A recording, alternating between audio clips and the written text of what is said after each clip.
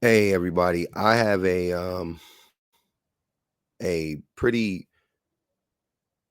powerful video I'm going to share with you guys. It is of the comedian DLai.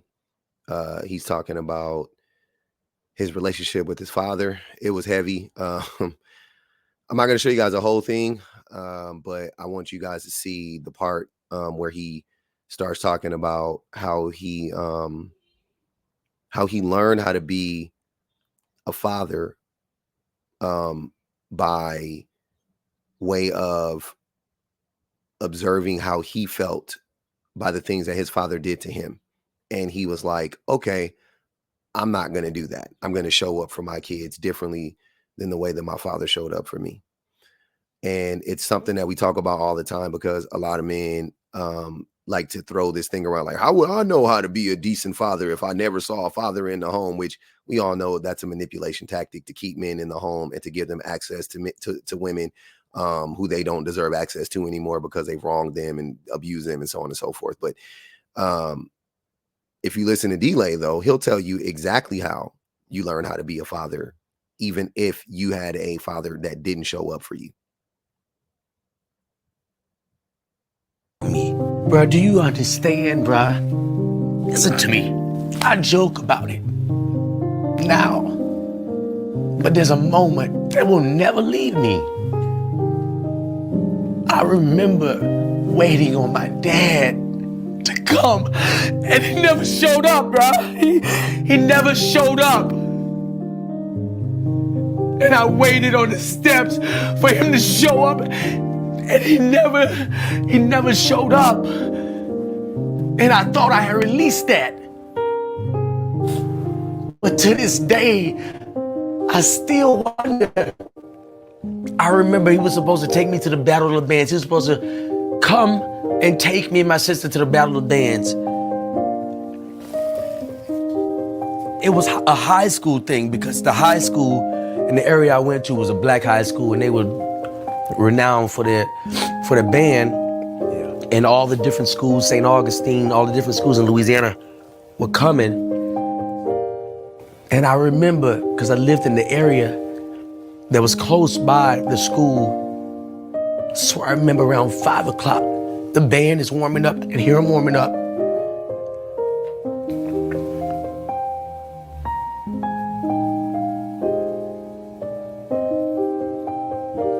And I went and sat on the steps. And my grandmother said, he's not coming. I don't know why you keep believing in him.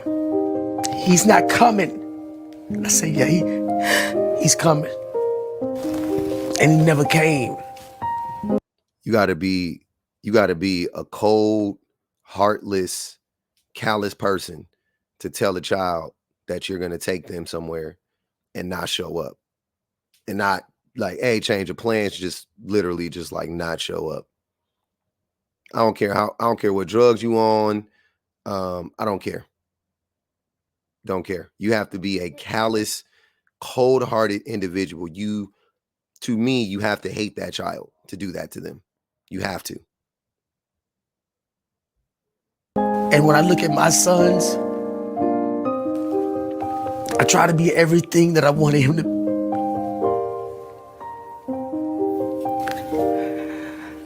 I try to be everything that I wanted him to be to me. And that's why I'm so influential in my sons' lives. That's why we can have conversations about whatever and be open. Because I try to live that life that I wanted him to be to me through them. But I still need clarity. Which I understand. I understand the need for closure. I understand the need to know why. I've gone through my own battles and struggles with this. I personally don't care anymore. It's not for me to figure out. That's where I got to, that's where I got to with my own abandonment issues with my father. I got to the place to where I realized that it's just him being selfish. Like, just to boil it down, to the nuts and bolts of it, it was he's a selfish individual. He's a narcissist. He's whatever you want to say. He has narcissistic tendencies, whatever you want to say. He's a very selfish, callous person, and he does not have feelings or emotions, if you ask me. So yeah, that's where I ended up at. That's where I ended up at. If you need more than that, if you need more of an explanation than that, I understand that, but I'm telling you where I ended up. So I got all the closure I needed because I closed it myself. I didn't need him to close the book for me. I closed the chapter myself. But the part that I want to touch on is when he talks about how he's showing up for his sons, because he's showing up for his sons in a different way than his father showed up for him, or his father didn't show up for him. And he's like, that's going to drive me to show up for my sons, because I know how it felt for my father to not show up for me. That seems simple. Isn't that a simple formula to follow? You got two ways to figure this thing out.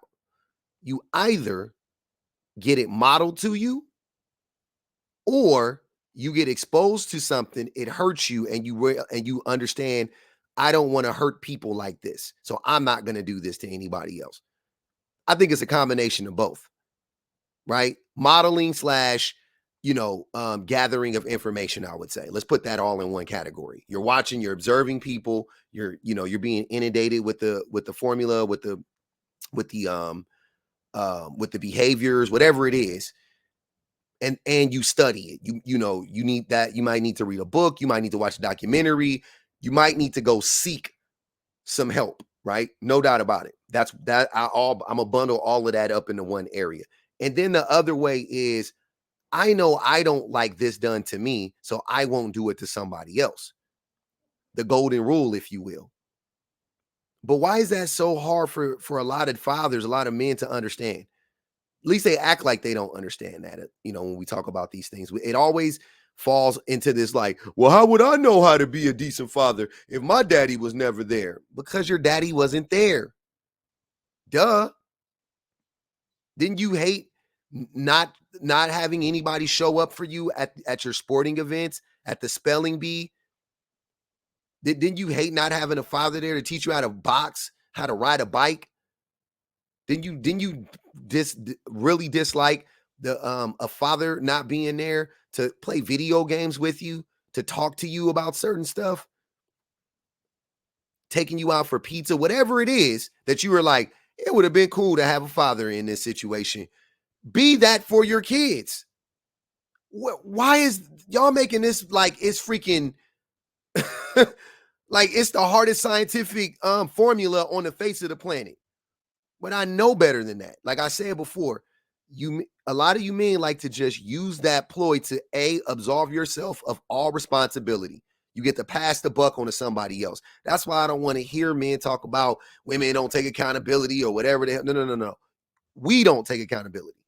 Case in point, how many men have told you they don't know how to be a decent father because they didn't have a father around? There you go. That's not taking accountability. Period. I don't care how you slice it. Period. Point blank.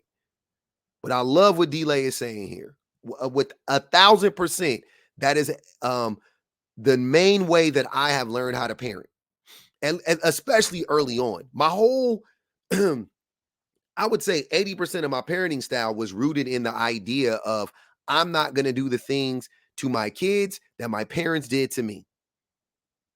Like 80% of, especially early on. Now it's more, you're learning more stuff and I'm expanding, but definitely early on.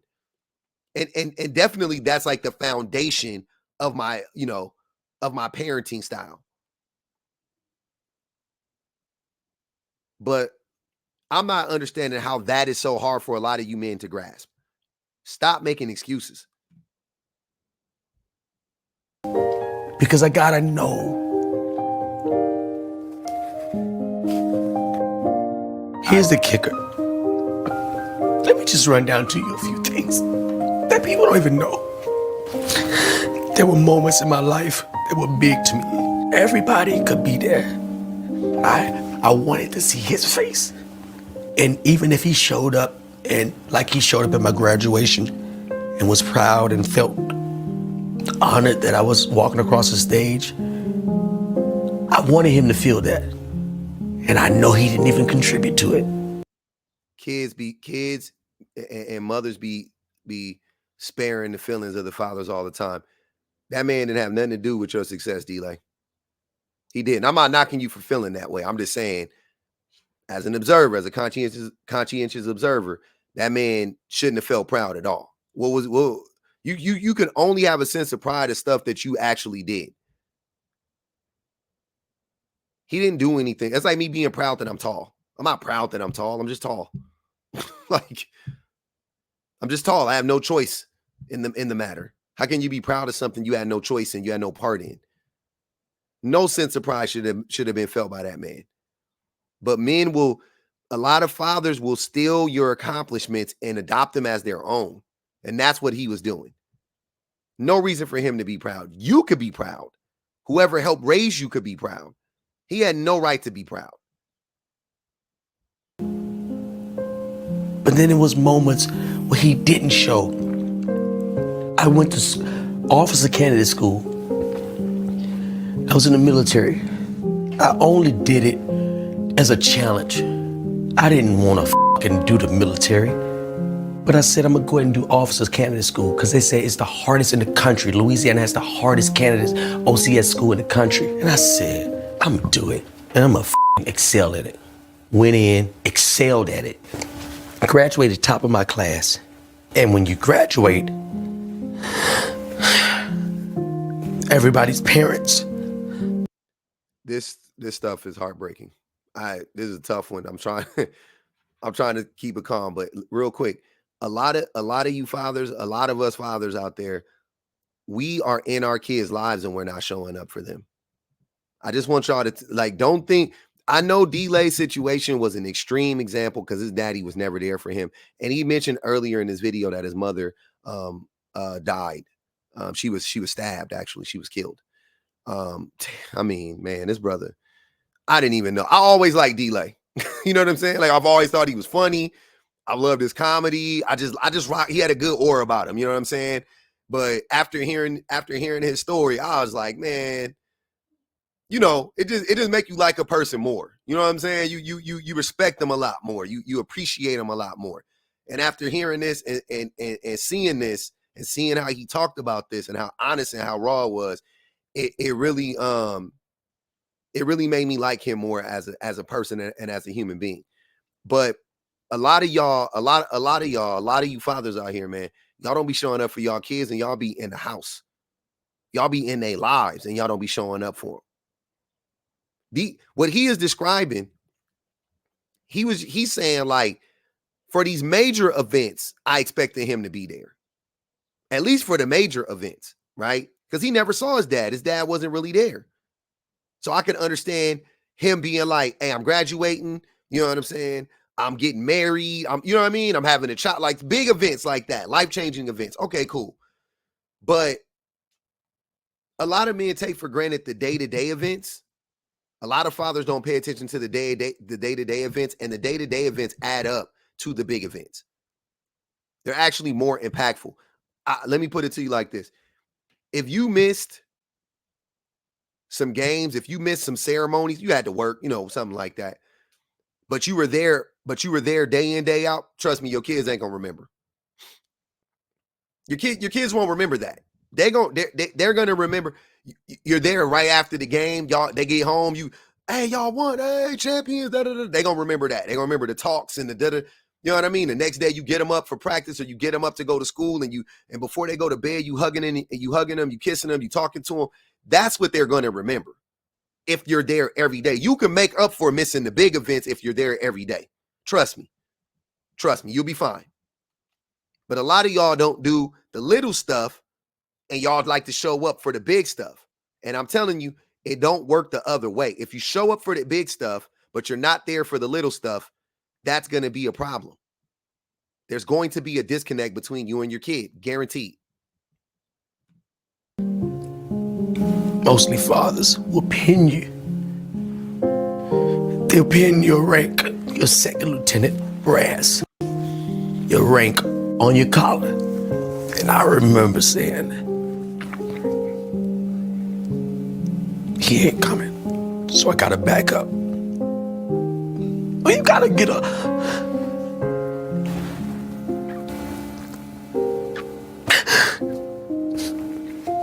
Well, you gotta get a backup for the man that provided life for you.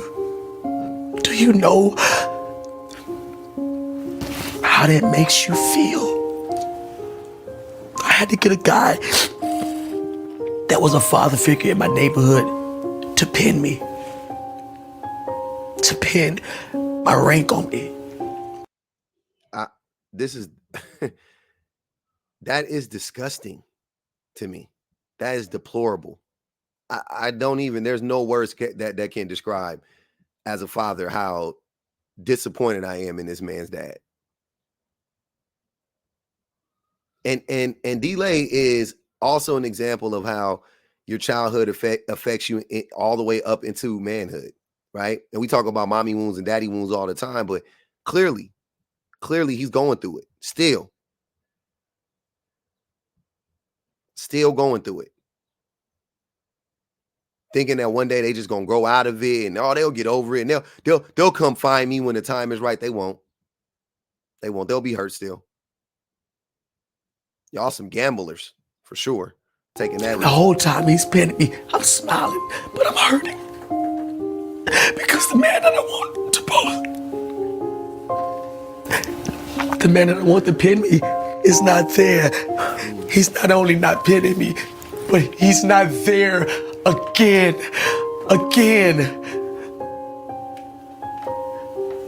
It's almost like he was doing stuff in hopes that his dad would just show up. Like I feel like, I'm not a psychologist at all, but I feel like he did all of this. He went through the OCS, the officer camp, whatever, just so he could graduate, just so he can tell his dad to show up and his dad actually show up so he can have another interaction with his father. Because he showed up to his graduation. So he was like, maybe if I graduate again, he'll show up to that. Nope, he didn't. And just looking back on it, it's like I've made it to this point and become an amazing man, and you're still not there. And that is what I gotta find peace with through talking to him, because those moments I can't get back, but I gotta know, what is it in you? He's coming to provide that life. You're still not there. And that is what I gotta... I'm sorry, DLai. Just a bit of advice from one abandoned child to the other.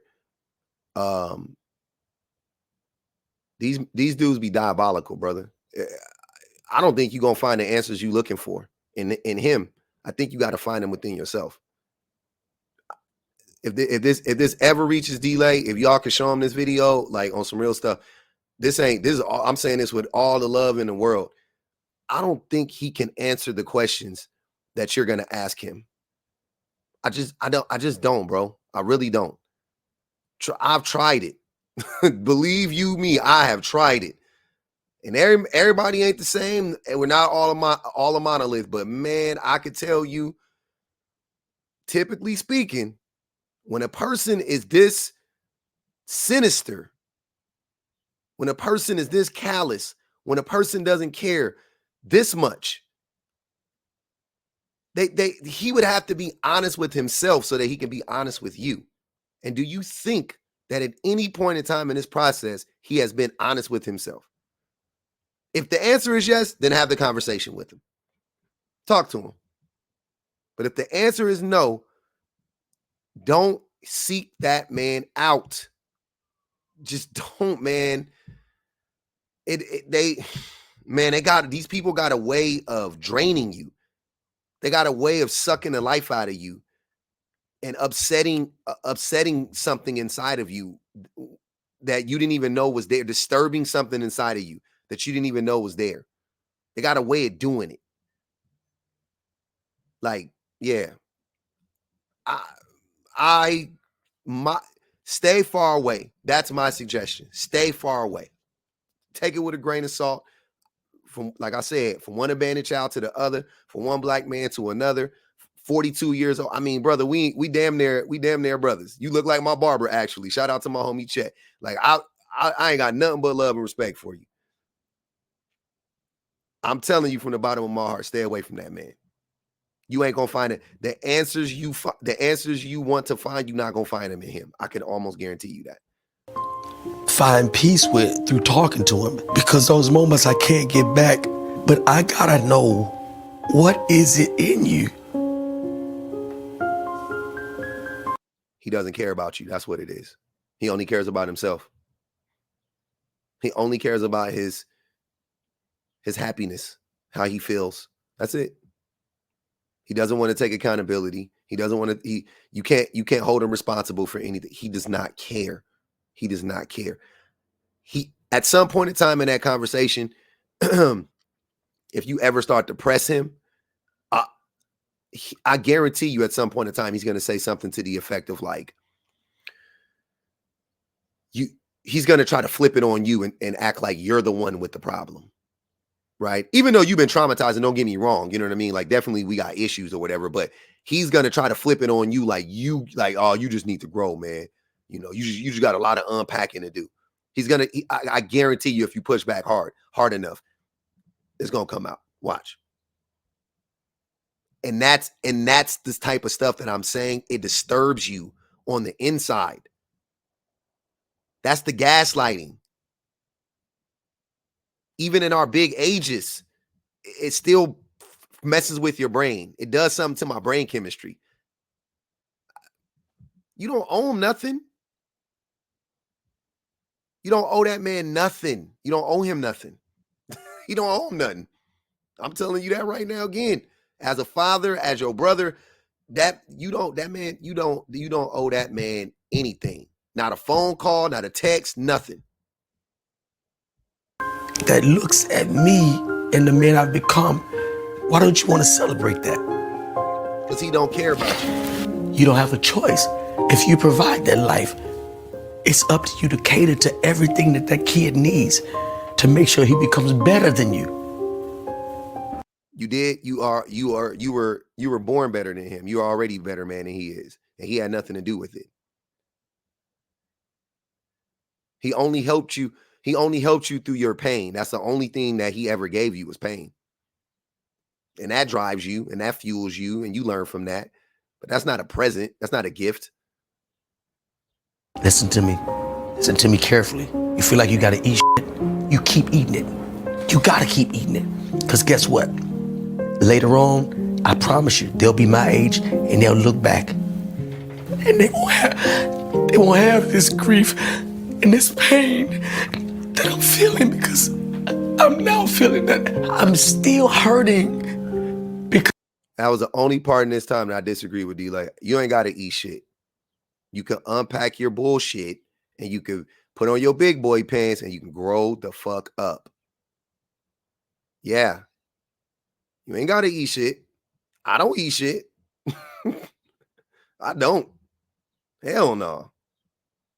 My needs are my kids' needs. They are my wife's needs. You see what I'm saying? Those are my needs. We all have the same. You see what I'm saying? I'm not, isn't it? I'm not sacrificing anything. I'm not sacrificing anything. I got it all, right? Their needs are my needs. I'm not eating shit. Absolutely not. Because little Didi is still in me. And it's unanswered questions that nobody could answer but him. Not true. He ain't gonna answer them for you, DLai. And I gotta know what makes a man.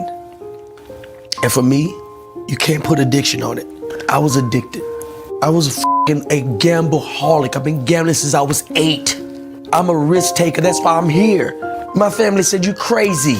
You dropping out of LSU to do what? Because I'm a gambler. I don't expect nobody to see my vision, man. It's not your sight. But when you look at what I've done and you don't want to be a part of it, or you don't make yourself a part of it, or you don't try to give some kind of justification for why you were absent, I can't live with it, bro. And I gotta get this closure. He wants to know so bad. And I feel for him. I really, truly feel for him. And I hope that his dad gives him that closure. I hope he does. I'm you don't even know how much I hope. But man, brother, yeah. Whew. That was a tough one, y'all. That was a tough one. That right there, that's triggering. If you that was a tough one. That was a tough one. But good luck to my brother DLai, man. Shout out to DLai, man. I like I said before, I got so much more love and respect for that brother now. It's crazy. It's crazy. I always thought the man was talented. I always thought he was funny. It was always something about him that resonated with me, always. But now it's like I'm locked in with him now. It's weird. Now I'm like super connected with that brother.